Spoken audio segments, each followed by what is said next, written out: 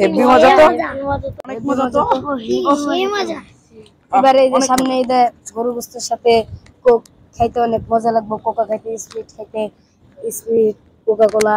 সামনে এই যে যাইতেছে আর কয়েকদিন গোস্তের সাথে কোকা কোলা খাবো।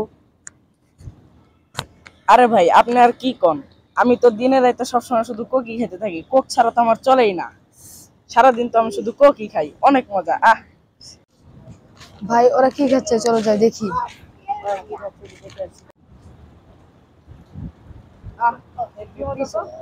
আসসালামু আলাইকুম ভাই, আপনারা এটা কি খাচ্ছেন?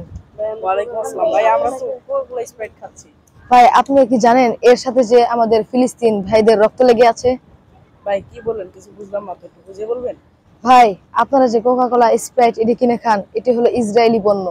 আর এই ইসরায়েলি পণ্য সারা বিশ্বে বিক্রি করে যা টাকা লাভ হয়, সেই টাকা দিয়ে ইসরায়েলরা বোমা কিনে, অস্ত্র কিনে আমাদের ফিলিস্তিন ভাইদের উপরে অত্যাচার করে, তাদেরকে হত্যা করে। আপনি কি এটা চান যে আমাদের টাকা দিয়ে আমাদের ভাইদেরকে হত্যা করুক? আর শুধু তাই নয়, আপনি জানেন বর্তমানে বিশ্বের অনেক বড় আলেমরা ইসরায়েলি পণ্য ক্রয় করতে হারাম বলেছেন। তাই আমরা জেনে শুনে আমাদের টাকা দিয়ে হারাম খেতে পারি না ভাই। সামনে কুরবানি উপলক্ষে আমরা সকল মুসলমানদের এইগুলো বয়কট করা, বিশেষ করে কোকা কোলা বয়কট করা করবে। আমরা দুই একজন না খাইলে ইসরায়েলদের এমন কি ক্ষতি হবে?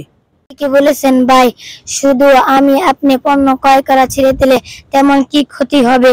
কিন্তু এই বয়কট যদি আপনি ও আমার মুসলমানরা মিলে করতে পারি, তবে এটা তাদের জন্য অনেক ক্ষতিকর হবে।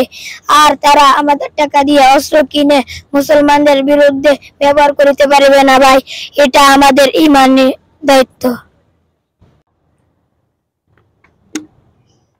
ভাই আসলে এটাতে আমাদের ফিলিস্তিন ভাই বোনদের রক্ত লেগে আছে। ভাই আমি বুঝতে পেরেছি, আমি আর জীবনে কখনো পেপসি কোক খাবো না, এই আমি বয়কট করলাম। হৃদয়ে আছে ফিলিস্তিনি ভাইদের শোক, খাবো না কবু Pepsi Coke, boycott boycott, Coca Cola boycott. আসসালামু আলাইকুম ওয়া রাহমাতুল্লাহি ওয়া বারাকাতুহু। সম্মানিত দর্শকবৃন্দ, আমরা হয়তো ফিলিস্তিনে যেতে পারবো না, কিন্তু আমাদের অর্থে যাতে করে ফিলিস্তিনি কোনো মুসলমানদের ভাইদের রক্ত না ঝরে, এই জন্য শুধুমাত্র কোকা কোলা পেপসি নয়, বরং ইসরায়েলের যত পণ্য, যেমন হুইল, রিন সাবান এবং লাক্স সাবান সহ আরো যা কিছু আছে, সার্ফ এক্সেল সহ, এই সমস্ত পণ্যগুলো আমরা বয়কট করব। কেননা অনেক বড় বড় উলামায়ে কেরাম, বিশেষ করে আল্লামা তকি উসমানী সাহেব বলেছেন যে এই ইহুদিদের পণ্য যদি কোনো মুসলমান কিনে, এটা তার জন্য হারাম হবে।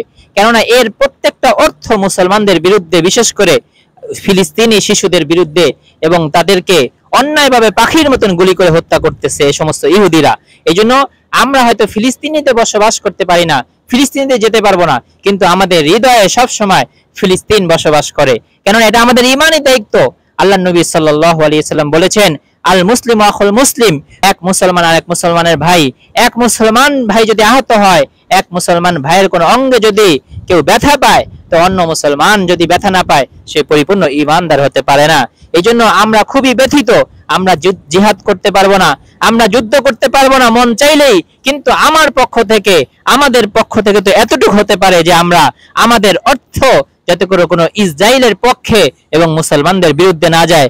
এই জন্য আমরা সকলে আজকে ছাত্র বন্ধুদের মাধ্যমে জানাচ্ছি যে আমরা আজকে কোকা কোলা সহ সব পণ্যকে আমরা বয়কট করলাম। আল্লাহ আমাদের এই ঈমানি চেতনায় উজ্জীবিত হওয়ার তৌফিক দান করেন, আমিন। আসসালামু আলাইকুম ওয়া রাহমাতুল্লাহ।